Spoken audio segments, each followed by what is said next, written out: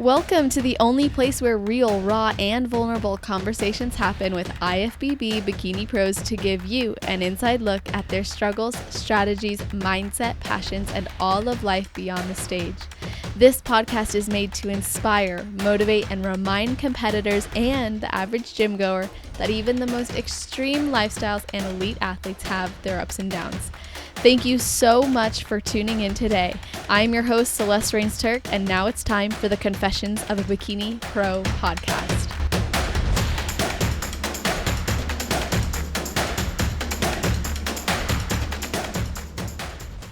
Happy Friday, everybody. We are speaking with an athlete who has been competing since 2018. She went pro at Universe in 2019, just over a year later, and has since done 4 pro shows, with 3 being this year, 2020. She works as a posing coach for bikini and wellness competitors, as well as a sponsored athlete with Natural Science and Angels Competition Bikinis. Welcome to the show, Brittany Hamilton. How are you doing? Hi, I'm great. Thank you so much for having me. Of course. Ever since listening to Lauren's podcast, I've always wanted to hop on here and chat with you. So this is a dream come true. That's so awesome to hear. I know, even just chatting with you a little bit before we hit record, I was like, oh, this is going to be such a great episode. And I'm so excited for more people to really hear you and hear your story and your journey, as I think it's very unique and inspiring. And of course, got to ask you if you have a ritual or something you do right before your heel hits the stage. I kind of go in my own headspace. I don't really talk to a lot of people. I know everyone has their own, like you said, thing they do backstage.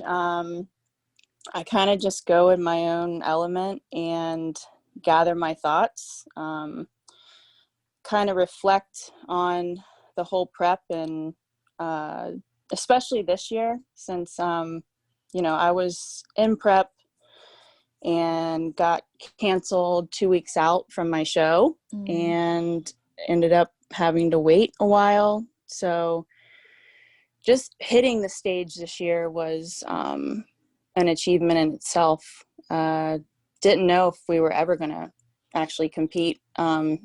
So reflecting on that, just being grateful to be there this year. I was actually tearing up a little bit, like getting on the plane, going to Tampa. That's where I got my, or not got my pro card, but I did my pro debut. Yeah. In 2019, just to get my feet wet.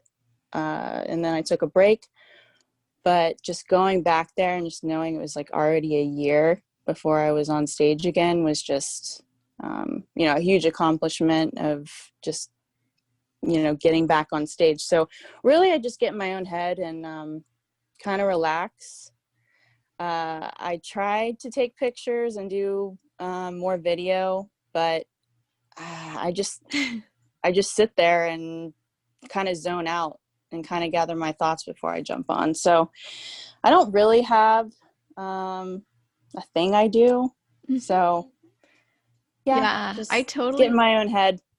Yeah, I'm similar. There's not a set thing that I'm like, I have to do this, like a ritual, but I'm with you on what happened this year, just that emotional release of, oh, finally I get to be on stage, or, oh, it's really happening. And I'm feeling extra emotional, going into my last show of the year. It's going to be so weird, but also such a celebration all at once. And I would love to actually just immediately bust a myth with you. And this is something that seems to be floating around and being promoted as though it's the only truth for people who want to go pro. And that is that you should not compete on a national stage unless you've won an overall. But you stepped on your first national stage in 2018 after doing 2 regional shows. You qualified with a second place win at your first show, a first place win at your second show.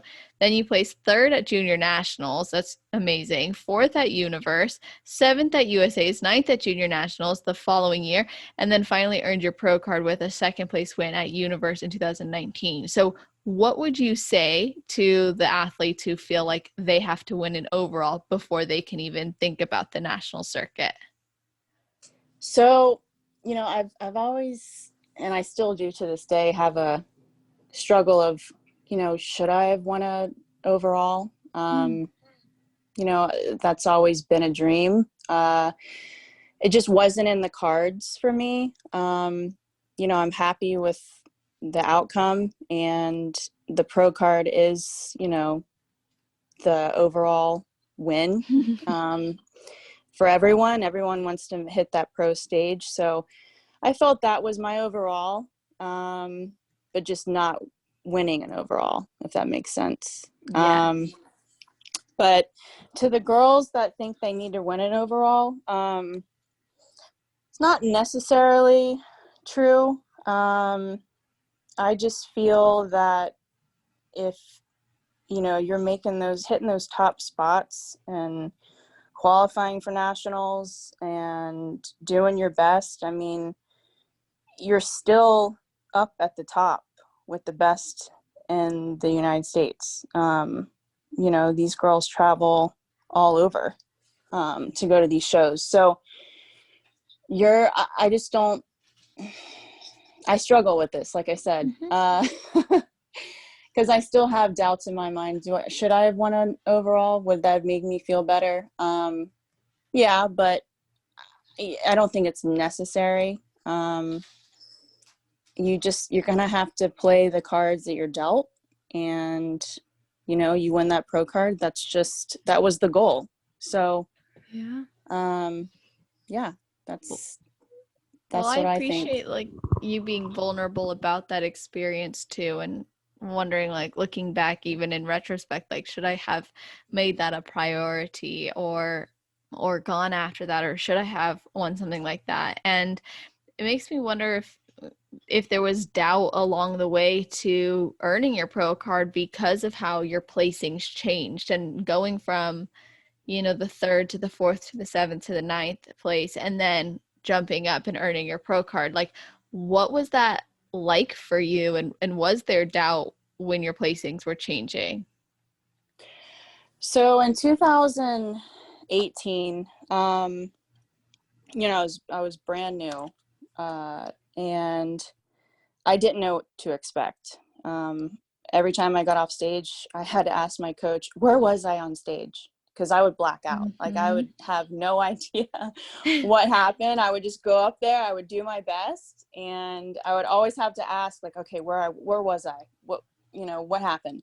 But going to nationals for the first time and placing in the top 3 spot, um, I couldn't really grasp that feeling until I started, I'm like, wow, I can actually do this. Like, I'm in the top spots here, like that's when the nerves start kicking in. That's when you're like, oh my God, like, I think I actually have a chance. Like, I'm not the one that's getting on stage and thinking she's going to win every single time. I know that should be the mentality, but I'm very hard on myself. Especially this year. It was a big wake up call for me, but we'll get into that Mm-hmm. later. But, just starting off at the top and then start, fourth, like you said, seventh, and then I come back and get ninth place, where I thought I had my best physique. Wow. 2019 Junior Nats, I thought I had the best physique I've ever put on stage, and it was my worst placing. It was just a little too much. Sandy always says this, that I overshot the look. I had the best physique in my class. She did tell me that, but that's a hard pill to swallow when you hear that and then you get Yeah. ninth. I wasn't fitting the bikini criteria. I was too big, too dense. Um, I grew a lot within that year because they told me to bring up my glutes. They never said anything about my shoulders. My shoulders were very big at Junior Nats, so I knew exactly what they were talking about once they pointed it out. So it kind of hit hard because I really thought, I'm like, all right, well, I have a way better physique than last year. So I have to be in that top spot again, right? No. You you overshoot the look, you're not going to get rewarded. You got to fit the criteria. You got to fit what they're asking for. And that was a big wake up call for me. I haven't trained shoulders since that day. What? Yeah. So I haven't What? trained shoulders, what, 2 years now? Oh my gosh. This I is haven't trained shocking. back. Yeah. I haven't trained any upper body. It's all lower body, glutes and legs. So Wow. And then you've that's, maintained your mass. yeah, I've had these shoulders since I was like 5. They're not going anywhere. My coach, Adam, and I have tried, we tried a lot of different things to try to get rid of them. I've tried to pull water. I've tried a lot of different things, and they're just, it's like they're concrete. They're not going anywhere. So Wow. the best is just to leave them alone. Because if I do pump them up, if I do anything, they're just going to get big. So I tend to not do any upper body.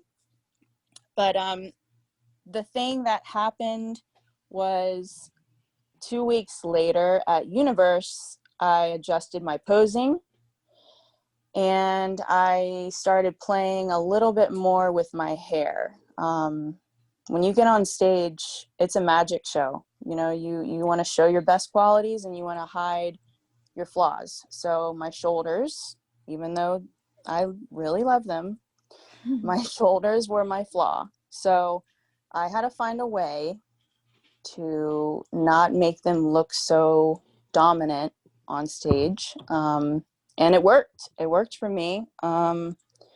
I took home a pro card that day. Wow. What did you do to change how they look? Like, did you hide them? Did you just modify your positioning with your arms?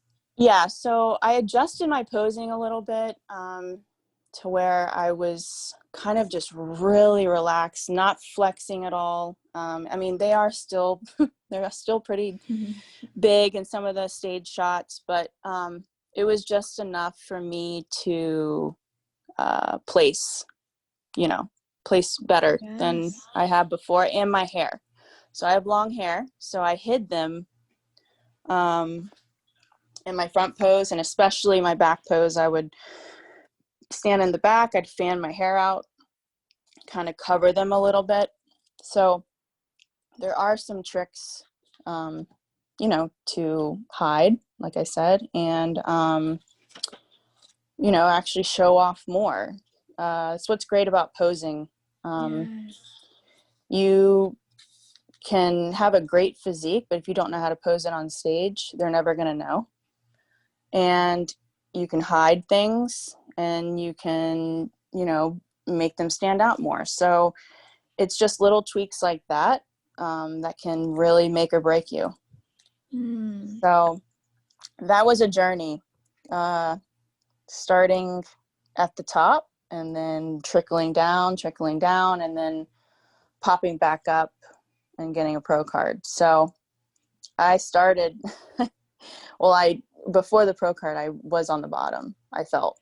And that was very hard for me because I just felt like I brought the best that I've ever brought to the stage. And it was just a big, you know, womp womp.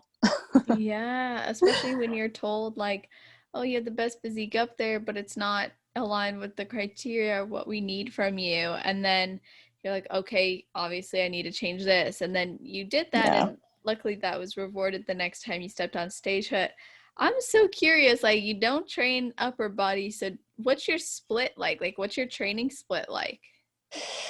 So I train glutes with some legs 3 times a week. And then the rest of the days I do my cardio. That's my split right now. I actually did add kind of low low intensity, like um, back day. Mhm. So I can work on some lats. My last feedback from Sandy was to build up a little bit of my legs, because I really lost a lot of size in New York. Um, I had to shrink a lot. I had to figure out a lot of things this year Mhm. about my look. I did not find my look this year. So we can get into that though in a little bit. But my critique or my feedback was I need a little bit bigger lats and build up my legs more. So I've been training a little bit, but nothing like I used to. I You do miss miss it? shoulder days. Oh yeah. Oh Uh, yeah. But I chose bikini and I chose mhm. the sport, and I'm not going to give up. I got to the point where I was like, oh, maybe I should do figure, Mhm. but I don't know. I just love the bikini division so much that, if I have to sacrifice, I will. So that's just where I'm at. So, do you love the bikini division, like the look and the feel of being in bikini and the posing and all that, to the point where you're like, all right, actually, I'm gonna have fun with the new training split that I'm on and like modifying that? Yeah. So I love bikini because it's sexy, it's feminine, like you're having fun up there. The routines are amazing now. Like it's like a performance up there now. Mm-hmm. Posing has changed so much throughout the last 4 or 5 years. It just I can't keep my eyes off some of these girls, especially like Jasmine Gonzalez, Angelica, Janet. I mean, they have the sass, especially Jasmine. Yeah, that's She true. is sassy. No, it's just amazing to watch them, and how different anyone can look backstage, and then when they get on stage it's just like they open up like, Hmm. wow, I didn't know she had that big of lats or those big of glutes. So it's cool to watch, and just being a rookie backstage with all the pros that you've been watching is awesome. It's a Wow. very, very cool experience. Yeah, I imagine that that would be new as well, like you said, like as a rookie pro, and then being surrounded by all these girls, like you've been watching their posing videos or seeing their pictures on stage, and then you're actually in the flesh with them backstage, and we're not all posing backstage all the time. You get to see us in the flat stage as well, just like doing our thing. And I've been surprised by sometimes like the pros that I've run into or I've met in person, or even girls backstage who are maybe bigger or smaller than I expected. But, it's interesting because you are someone who really had that tenacity to earn your pro card. What was it that made you want to keep going and go pro? Like, what was driving that so you could get to where, you are now as a rookie pro? I'm very competitive. So I grew up playing sports my whole life, and I never gave up. Uh, I might have gotten tired or worn out, but I never gave up. And as soon as I started my first prep, I was hooked. Um, it's the discipline, the drive, you know, starving. No, um, no. I mean, it's in the people you meet. Um, I go to these shows now, um, and I'm like, oh my god, I just can't wait to get on stage. I don't know, it's like a drug. Yeah, It's true. very addicting, and I hope. I mean, I wish I started earlier. To be honest, Mm. um, I'm 32, and I wish I started when I was 25. But um, I might have not have had the mentality for it at that age. Mm. So you never know. But No, that's really interesting. And I know like you've talked about in the past how your coach Adam has, and you just brought him up to see you later, leaner, he had supported you since the beginning in your progress as an athlete and just through the sport as a whole. Do you feel like having a coach like that or a coach who's super supportive has benefited you in your progression from not knowing anything about the sport to now being a pro who stepped on some big pro stages? Oh yeah, absolutely. If it wasn't for Adam, I mean, I wouldn't have competed. We've grown such a great relationship. And just sticking with the same coach, you keep switching coaches, they're not going to know your body. Like he knows my body, and each prep gets better each time because we know what's working, what's not.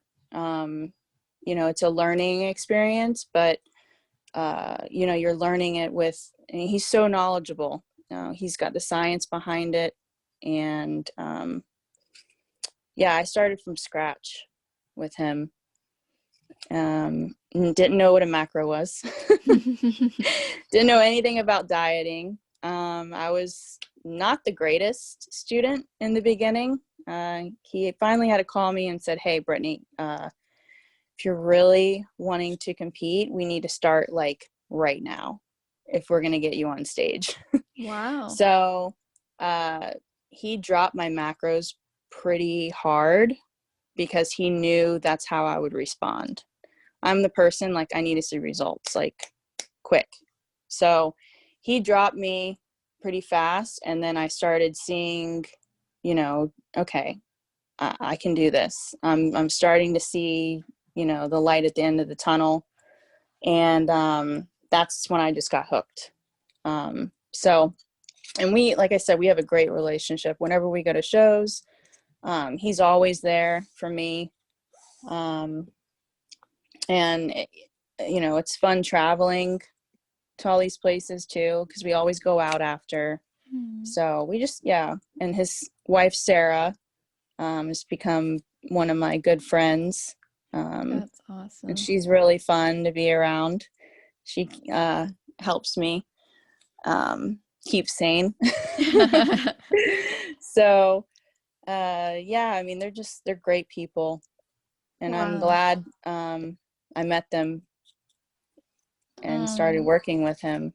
So, I'm actually going to be having him on for the coaches series, the next coaches series I'm doing. So I'm sure he will appreciate that and probably rave about his athletes as well. And that makes me wonder like what your best experience has been as an athlete. Like you mentioned, you enjoy going out with them after and traveling.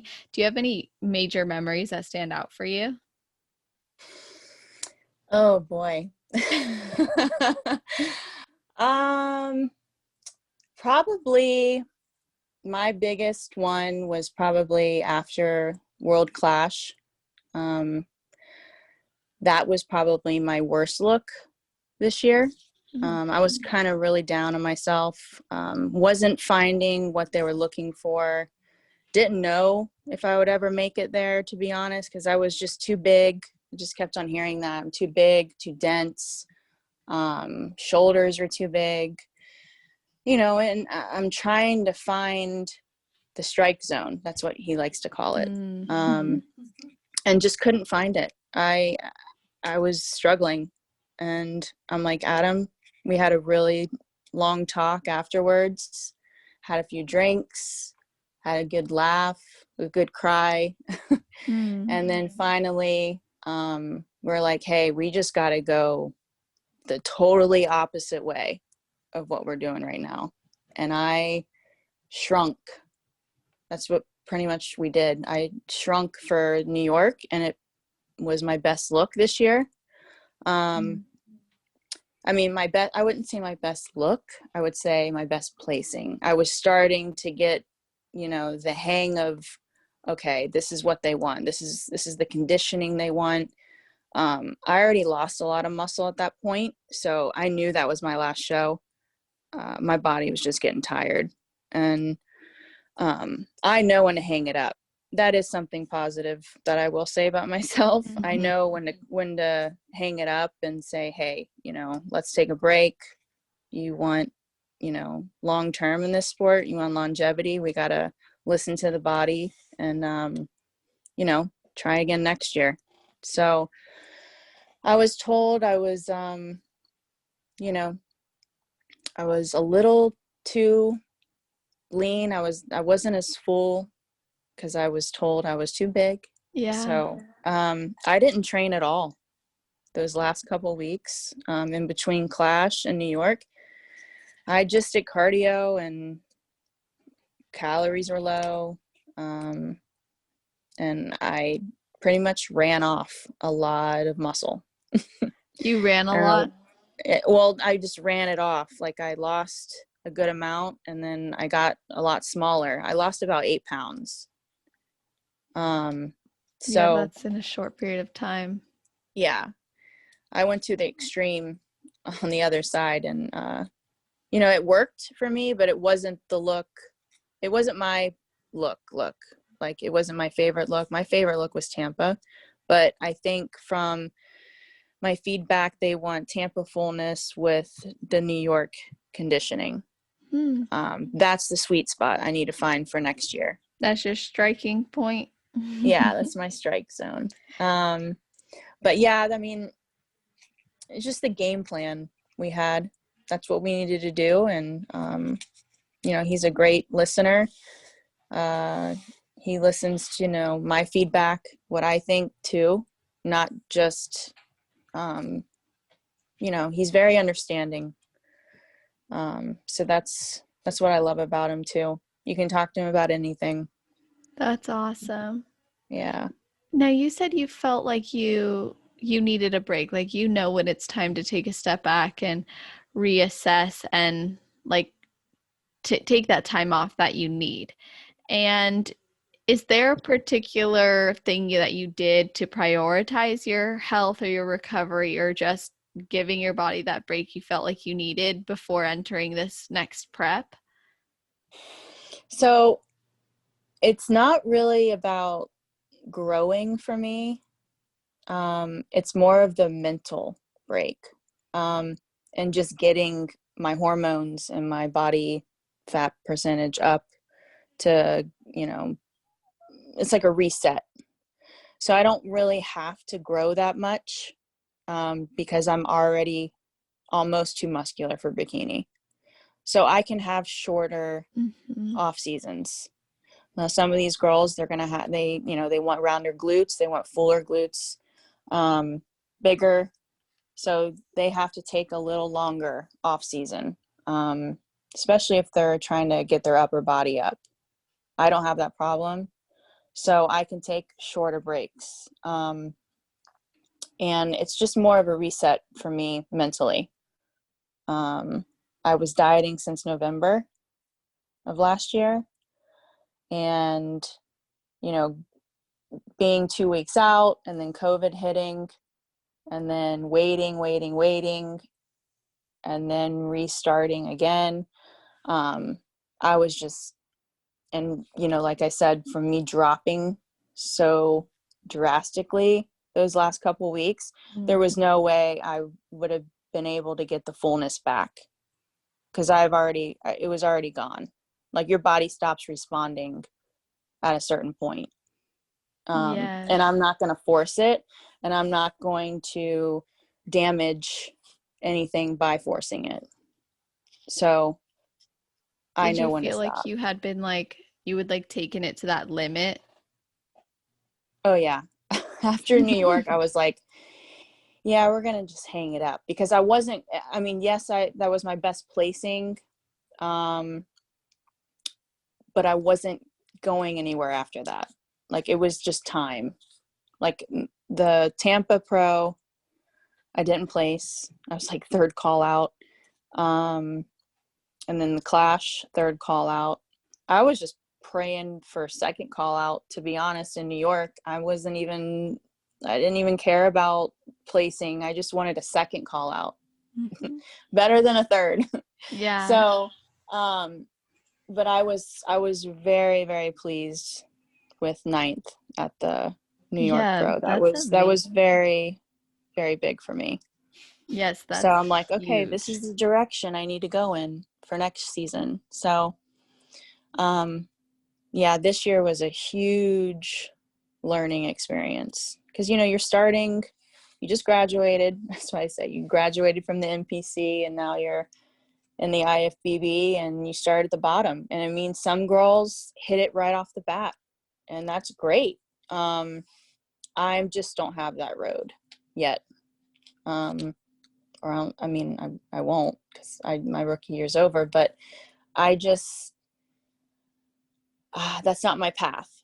I'm going to have to work a little harder than some of these other girls. And I mean, Angelica was talking the other day, you know, I think she said she did like 20 national shows before she got her pro card. Yep. It took her a long time. There's a few girls in the sport where it was like it took them years and years or show after Yeah. show. And like I even know some NPC competitors right now who have been going after it over and over again. And I love stories like that because it shows that it's about more than like the placing or the card or the title, but it's really about the love of the game and respecting the sport and respecting what's required. And you face this feedback of, okay, you need to build up, you built up, you were told, okay, now you've overdone it, okay, I'll bring it back down. And it's like you've really been finding your place and like manipulating these variables. And I'm curious like how you and your coach have figured out like what is the best nutrition style for you, and how do you know that, or how did you know that doing that cardio would support you in bringing down that muscularity and bringing that level of conditioning that they wanted and rewarded at the New York Pro? So I actually got feedback after the clash, from one of the judges. And, you know, I asked, I was like, hey, I mean, what can I do here? And I was like, do I need to get leaner? Anything? They're like, I wouldn't get any leaner. And I'm like, oh gosh. Well then where am I going here? I'm too big. So I gotta shrink, right? Like I can't go up. I can't get any bigger. So I kind of just, I know this sounds bad, but I kind of just took that with a grain of salt, and I was just like, you know what? I'm going to have to just do what I think I need to do and what's best. And I listen to the feedback all the time. And yes, it is very, very important. I get feedback from every show, and it does help me a lot, because that is what they're looking for. But I had to make a decision, of just doing complete 180. And I'm like, well, you know, what are they going to say? You know, hey, you're too small. Like, and then then I'll just go back up a little bit. You know, I got to find a sweet spot here. So from going one extreme to the other, that was kind of our own thing. Um, I'm on a macro diet. So, I mean, I literally cut a lot out. And like I said, I just did cardio. I didn't train. I didn't do anything. So, um, that was just a call we made. Like I said, after the clash, we went out for drinks and we just sat and talked and Mm-hmm. said, hey, this either is going to work or we're just going to have to start over again. But we got what we wanted. Like we got a response like, hey, this did work. So we need this conditioning with Tampa fullness. Okay, that's the goal next year. And my waist is my biggest weakness. I know everyone's like, oh, don't say you have a weakness. No, it's a weakness. I have a very short, compacted waist. And it's wider than a lot of these girls. And that is a structural thing. Like I am going to try everything I can, this prep, to make it as small as possible. So that is one of my goals. I'm actually cutting out all sugar, and artificial sweeteners or anything that's going to maybe cause inflammation or anything like that. So that's one of my main goals for this prep, is to make my waist look as small as possible, because I don't have a long waist like a lot of these other girls. But, you know, Maya is a great example. Hmm. All right, Maya's going to the O. She has a short, compact waist like me. Like, I have hope. Yeah, that's true. Yeah. So, um, you know, it's hard to swallow, like, that you don't have that waist structure. Like Isa's ridiculous with her waist. Hmm. Um, Probably the smallest waist in the competing, or I can't talk, the bikini world. Yeah. And that's what you're going up against. I mean, I hate to say it, like, if you're going to win a show, you're going to go to the O, you're going to stand next to her. So my waist is my biggest problem. So that's what I'm really focusing on this prep. Um, and working on some other things, but that's the main focus. How has that been for you so far? Like when you decided, okay, I'm gonna cut out all sugar, all artificials, anything that could make my waist, look bigger. Like, did you do any? Because I know some girls will do like sensitivity tests too to see like, oh, maybe I'm more sensitive to this, and if my gut reacts to that, then I should cut that too. Like, are you taking any of those measures as well? No, I'm kind of just going off of what I've experienced in the past that works for me. So I'm doing a very, very basic, bland diet this time. I'm usually the one that, like the macro, queens, like, oh, I'm adding this and this and this jello and this. Like, I'm just Mhm. doing basic whole foods, nothing else. Um, and it might work for me. It might not. I mean, I might not look any different, but I have to try something else, because obviously it wasn't working last year or this Mhm. past year, because my waist was still a problem for me. It was the smallest in New York, but I had to shrink so much for it to get that small, and everything else shrunk Yeah. too. So I have to find a way to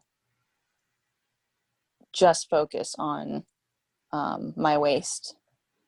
And I've been seeing a lot of, the vacuums and the waist trainers and the low pressure fitness. That's been a really big thing this year. Yeah. Um, and just doing some of those exercises, trying them, and uh, trying to figure out, what works. It's always a learning. And that's what I love about it. You're always learning this whole time. Um, each prep's different, your body's different, and you never know, what's going to happen. Peaks are always different. Just fine tuning, figuring out, like I said, where your strike zone is. I love that. Like the fact that you're willing to take new approaches when necessary and consider all the variables and giving yourself the best shot at success and honoring that goal that you have to be successful. And part of that, must be a bit emotional as well, or maybe somewhat mentally fatiguing or demanding to know like or feel like you haven't really found your place or like you've gotten all this different feedback and you've tried these different things. Like what has that been like for you through this 2020 season that you've identified as really full of lessons? Um,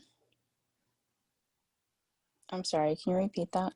What's it been like for you this 2020 season where you've been learning a lot and like that's been helping you find your place? How's that been emotionally and mentally? It's been a struggle. I NPC, I started out at the top, like I said. So Mhm. you're always thinking it's going to stay that way. until you get to the pro league, until everything counts. Your what a piece of hair could be off, and like that would cause you to, like four or five placings. Like it's so like it comes down to the smallest like fraction. Like all these girls look so good that they have to pick out some kind of flaw, right? So they have to pick a winner. So okay, so and so is their suit color was wrong, or I was told I was flat one time, like I didn't have enough glaze on. Like it's the smallest things when it comes down to all these girls, especially this year when all these shows were getting canceled and all these shows were just compact in. They're so concentrated, like they're usually spread out, right? Mm-hmm. Well, everyone's coming to these shows, and like, I mean, top Olympians, and you're just like, oh crap, like like rookie year, not the best year for a rookie year. Because I mean, even second call outs, I mean, these girls are second call out Olympian girls. Yeah. It was just, it's tough. I mean, JM even said it, like if you're in second, third call out, that would have been a first call out in any other show. Like it's just, that's how many girls, that's how big the quality was. And these Tampa Mm-hmm. Pro, New York, like any other show, like when they're spread out, first call out for sure. But so concentrated this year with everything getting canceled. So girls had to go somewhere. Absolutely. And now, of course, you've done your rookie year. You're have a plan, a game plan for 2021. And you've mentioned in the beginning, like you've really adjusted to being backstage, being in the pro league, being surrounded by these girls you've followed. And you said you never really go up there expecting to win or expecting, to get a particular result. What has it been like for you backstage? Like when you are there and you are seeing these different pros that you've followed for a while or that, maybe inspired you in the past, how does that impact your thought process when you're about to go on stage? It's a little intimidating, I'm not gonna lie. Following and seeing the girls, Tampa, Jen Dory, who's backstage, we've become friends, but I didn't know her before then. I've never met her. I've always followed her. She's gorgeous. She's even more gorgeous in person. And just watching them do their routines, and you're just like in awe. You're like, oh wait, I'm supposed to be doing that. I'm supposed to be practicing. It's very distracting, to be Yeah. honest. Yeah, and you know, you are. I was nervous. I was very nervous. But I said, hey, I made it here too. So, um, I'm not there yet, but I'm hoping one day, I will. Yeah. And you just kind of have to leave it off stage when you do step on stage. You just you got to do your own thing. Of course, it's like And you made it there. yeah, I mean, you went through the same thing they did. Hmm. So that's what I try to tell myself before I go on stage. Like, all right, just show them what you got. Let's go. Yeah, and you like you said, you've made friends backstage too. Like it can be intimidating, but it's also really awesome. And you said part of your why is the end for continuing to compete and go after your pro card was like the connections you make as well. And of course, we've had Lauren Adams on, like you mentioned at the beginning too, and she's talked about you on the show. And I would love to hear from you, like what it's like to have made and have a best friend in this sport. Oh my gosh, we are so funny together. I love her to death. I'm so glad she came over to our team. And I started doing shows with her. Um, even though we're on the same team and we're competing against each other, I don't look at it that way, at all. If she needs help or if I need help, we're right there. I feel like she's like my sister. And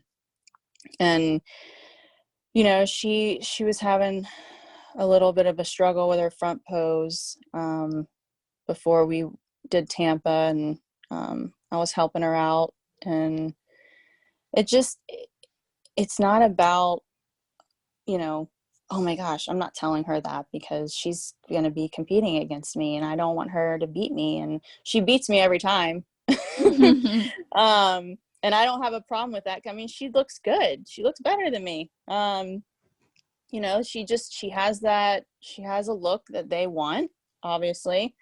And, I just have to better myself. I have to find my look.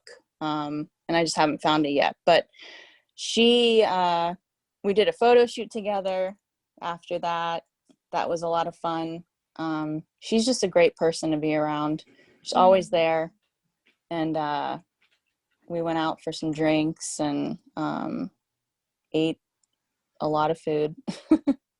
That's So it's awesome. cool to share the moments with somebody that's been through the same journey as you.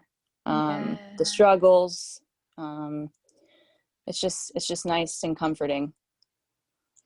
I love that. Like seriously, the fact that you guys can support each other in that way. I have one friend in particular, her name's Melissa, and she comes to mind for me is like we'll send each other our check-ins, and she'll give me feedback on posing or I'll give her feedback like when we are leading up to a show, checking in with our coach every day. Like we send that to each other, or we like send videos from like shows that are going on or pictures, and we like look at the criteria, and it's cool to have someone who just like gets it.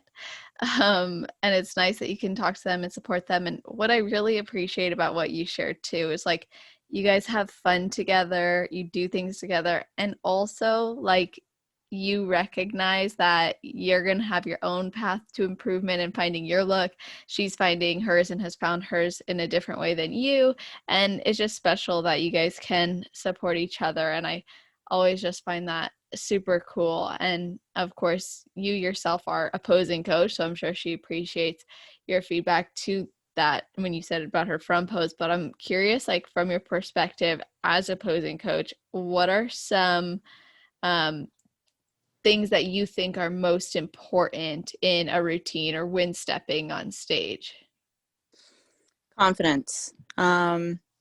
If you don't have it, I mean, you're gonna look too posy. You're gonna, like Angelica, the girls, like I said, with the sass, and you have to feel confident and effortless up there and have fun with it. You know, these judges, the the criteria and the posing has gone up so much in the past couple years that you want to keep their attention, right? So you want to, have a flawless routine, but you don't want to go too overboard with it. You want them to, look at your physique, not be so dramatic sometimes or distracting with your arms or so I just think, everything's got to flow and you got to have fun with it. You got to keep them interested. Um, I think that's probably the most important Mm. thing. Absolutely. I love that. I think that's a really great point too, like how it is so competitive now. They are like looking for that one thing that's maybe off or like that flaw or that energy can make a big difference, that confidence you bring. And I love the word effortless when you describe that. And it is really powerful feeling when we step on stage. And then if you are like nervous about it or you're concerned about it, I think it's cool that you as a coach can support people in finding that effortlessness, finding that confidence. And you work with opposing coach yourself, and she's been able to see things that you haven't seen. And I know that she made some changes that really helped you make that, or I guess she made changes to your look, like you changed your posing side, right? Yes. How did Casey that, Samsel. Casey Um, did this. How did that like yes. influence your look? Like what was the motivation? Oh, like I said, I had to do a complete 180, right? So, Mhm. I mean, I changed my suit. I changed my hair. I changed my jewelry. Yeah. I changed my side. she is the one that was like, hey, I think let's try your left side. I'm like, there is no way in hell that I'm changing my side. I hate my left side. I am so uncomfortable on my left. She's like, come on, let's just see what it looks like. So I went over there and um, she noticed, hey, your torso's a lot longer on this side. Um, you look more streamlined, you look more bikini on this side. You don't look so dense and compact. So I was like, oh man, this is going to be more of a challenge than anything. Posing on the opposite side. So I worked with her FaceTime, and then I saw her at North Americans, and we worked a little bit more in person. And she really just helped me open up, to a different perspective on posing. And I am a posing coach, but we also need different set of eyes, just like a trainer. Like, you want another trainer, you want somebody to help you and pick out things that maybe you are not seeing or feeling. So that helped me a lot. I was still a little uncomfortable, I was told, in the feedback, but it helped me look a lot leaner and a lot more streamlined. So she knew what she was doing. And she helped me realize that. I would have never done that. I was just going to stick with my right side. And she's like, no, we need a totally different look here. Totally different. And I look totally different on my left. So I'm really trying to practice that now on my left and get a little bit more comfortable. I'm also doing my right too. So I'm playing with it. But yeah, posing is, it can't, I mean, it's a perfection. Like, you can't, everyone's still going to have a flaw. I don't care if you do it a million times. You're still going to be like, when you get off stage, you're like, oh man, I should have done this, or it didn't go as planned. Like, I've done that before where I'm like, oh crap, I was not supposed to do that. Like, where did that come from? It's never like, for me, it's never like where you were going to plan it. I just kind of did it, and something might happen. Like I mean, you might trip, you might stumble, or, nerves kick in. Try to hit it every time. That's why you got to practice, practice, practice. But you always get off stage and you're like, man, should I have done that? I don't know. Maybe that's just me. I question a lot of things. So Yeah, I was like, I've not had like a should I have done that at all in a long time, but I've had things where I'm like, now I look back and I'm like, that could have been better. Or like I look back, I'm like, why was I posing like that? Or, oh, now I see how this pose could have been better. So I think it's like you said, a constant improvement. There's always something we can improve on or do better or learn more about. And I love how you're so willing to be like a student of the game and make those adjustments. And I think that says a lot about you as an athlete. And of course, this goes well beyond bodybuilding. And I think it's easy for us to get caught up in seeing athletes as just bodybuilders and not seeing them beyond the sport. So, is there some things, or are there things that you do outside of bodybuilding that really support you in, finding fulfillment in your life, or support you just even as a bodybuilder? um so I mean, I used to sell roofs. I used to work for my boyfriend. So I do have a job outside of bodybuilding, and then I do my posing. I'm actually trying to get certified right now in personal training and nutrition. So hopefully I can start doing that next year. But, I like to fish. I like the outdoors. I grew up as a tomboy. So I do a lot of, you know, outdoor stuff, and I golf a lot still. even though I used to be an assistant pro. Hmm. Um, I used to play competitive golf. I kind of got burnt out, but that's something I used to do. And that's about it. I mean, I've really put all my eggs in Yeah. bodybuilding, the basket.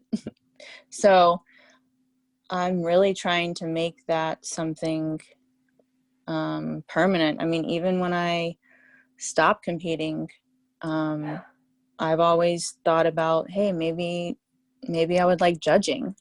Hmm.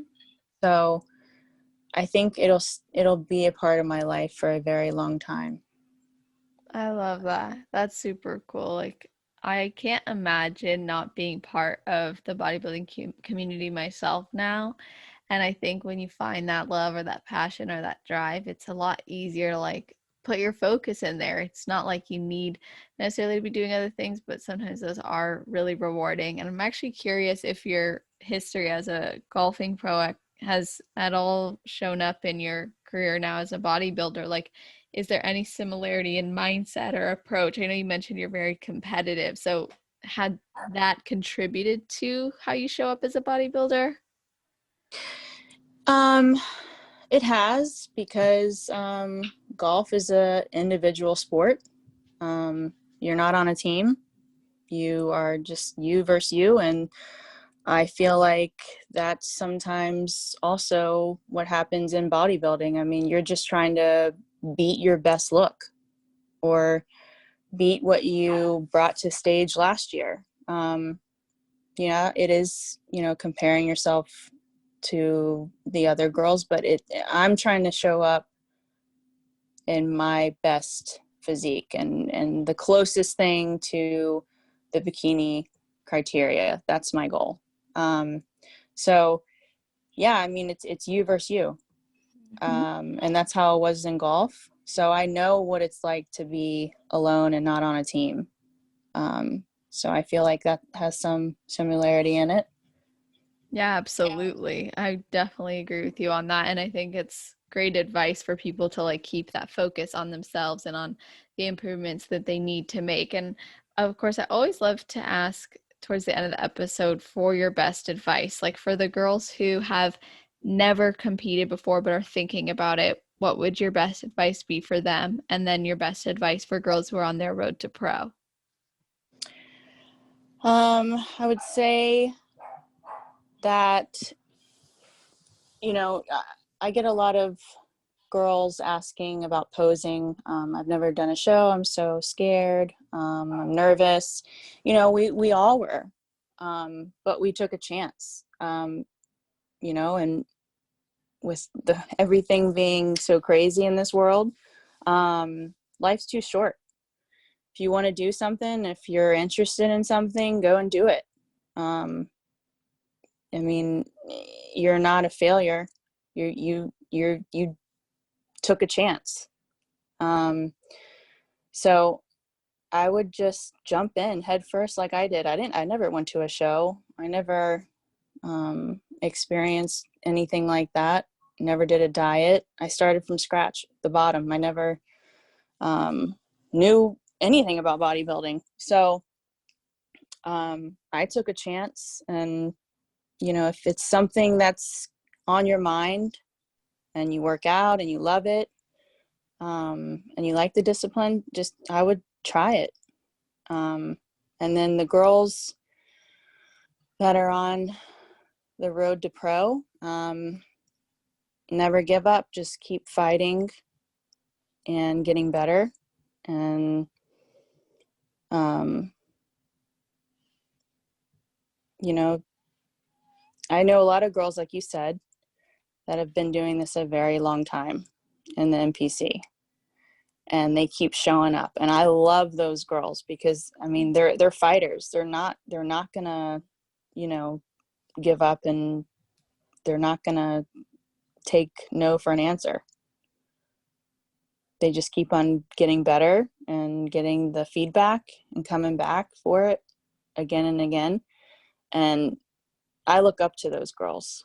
Really. I mean, I was lucky. I mean, I don't care what someone says about luck, but I felt lucky of doing it in a year.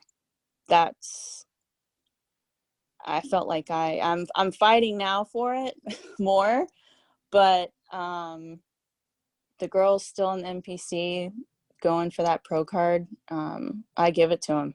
I mean, I follow a lot of them, and they inspire me. So Yes.